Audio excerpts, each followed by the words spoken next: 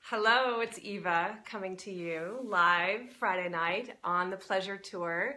And I have to tell you, I've had an amazing day. My whole Pleasure Tour is taking a new course. Hi, Charity. And I have so much to tell you.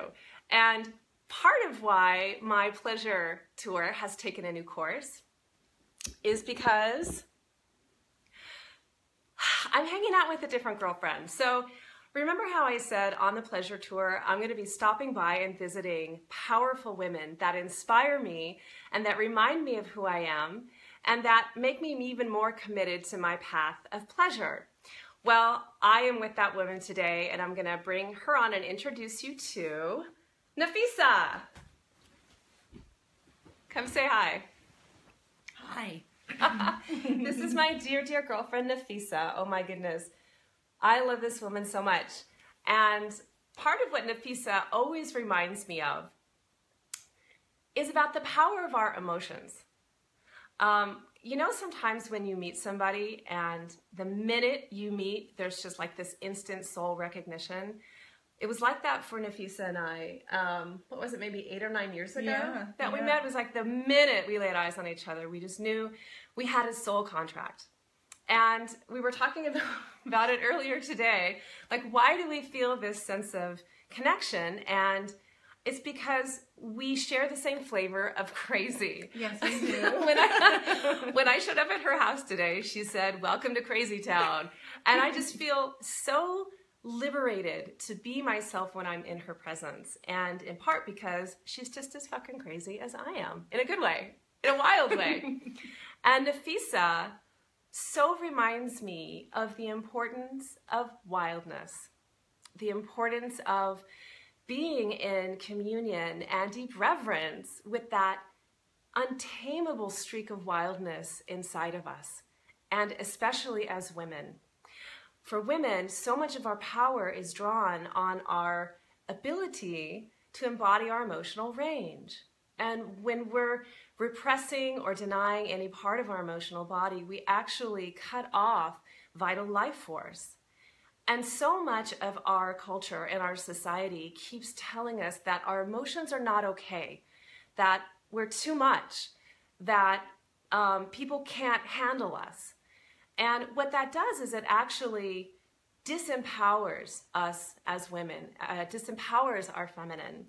So Nafysa is not only an incredibly emotionally embodied drama queen, just like me, but she's also a really wicked, badass, smart lady. And Nafysa is a naturopathic doctor. And somehow she's been able to embrace and to retain her feminine power. So I want to ask her, Nafysa, how do you continue to so beautifully embody your feminine power in a male-dominated industry such as medicine, even natural medicine? What do you do? The first thing I have to be is be authentically me. So I do that by tuning into what I'm truly feeling in every moment, if I can. Of course, there's times when I want to avoid the feeling, or avoid what I'm really thinking. But when I notice that it happens, right? I know. I can't even imagine you being anything other than this like wild, passionate queen. I do feel it all, and I make sure that I do, like from the highest to the lowest, from the depths to the surface. I really want to know me, and that can be a hard thing to do, but that's how I.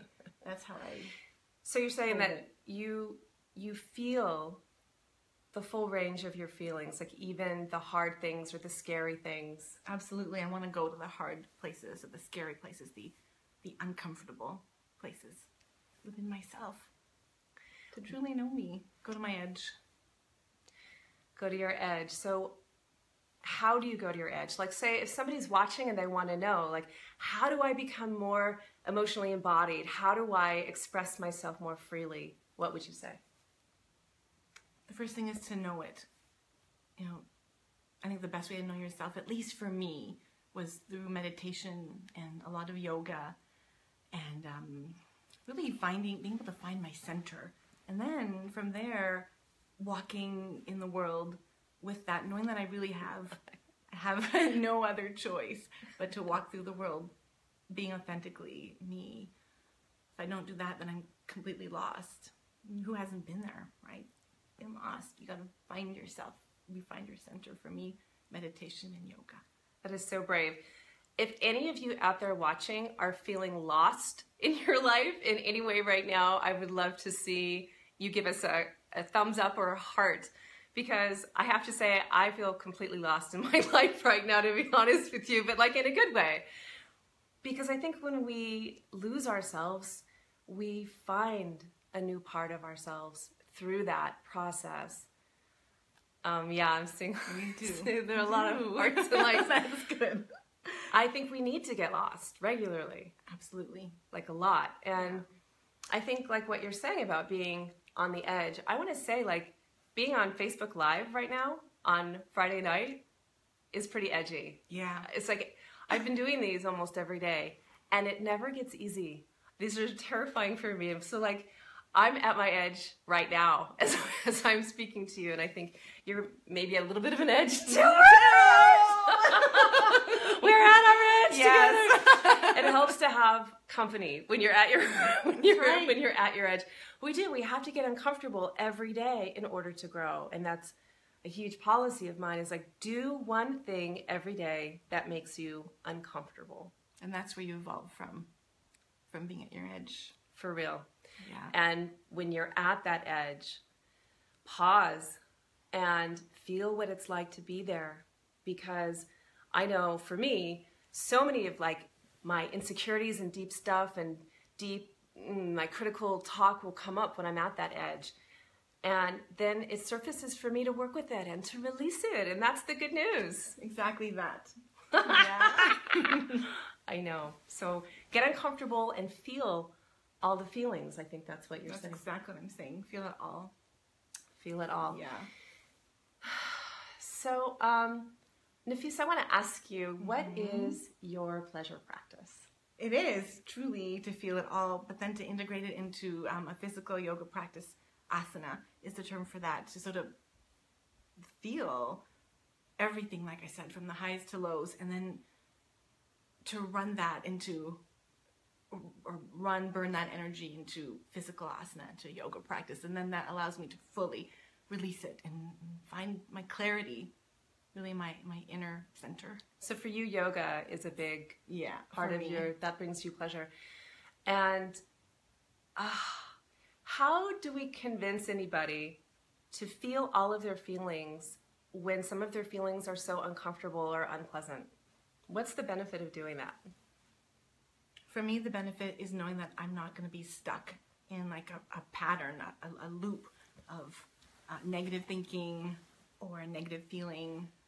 But if I'm able to go to the edge of that feeling and hang out there, really stay through the discomfort, it's going to break me through to the next place. It is truly like being in a yoga practice. You hold it till you feel discomfort, maybe even a little bit of pain, not pain to the point that you're going to injure yourself, but pain where there's some discomfort, and you hang there. And then when you hang in that place, in that edgy spot of a pose, your body's going to open, take you deeper into it. And at the same time, you don't have to be stuck in your emotion. That sounded so juicy when you said it that way. That sounded so juicy. It's like right in that moment when you're trembling. Yes, right? When you're like trembling and sweating and shaking, and I have to stay here. I mean, to get out, and you just breathe. No, just breathe through it, right? Yeah. And like find your resource and your resiliency and breathe through it. And then what's on the other side? Evolution. So not only is the physical asana deeper, but there's a mental clarity that comes. You get to release, find some inner freedom. Totally. Yeah. It sounds a little bit like orgasm also to me. Yeah. And different types of orgasm. And all things that are worth having. I think there's some... I gotta get caught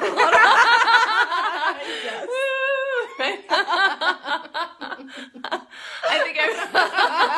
I think everybody's vigorously agreeing so, yes. that so many of the best things in life come with some spot of turbulence, some place that we need to break through. And if we just breathe and let the shaking happen, that there is something wonderful on the other side. Yes. Yeah. So that's our pleasure tip for you tonight on the Pleasure Tour. Love to hear from you and know what you think about this topic of what is being at your edge and why should you be at your edge.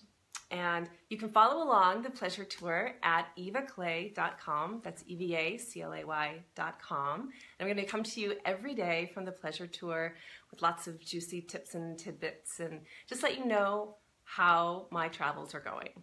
So lots of love. Hope to hear from you. Okay, good night. Have an amazing evening.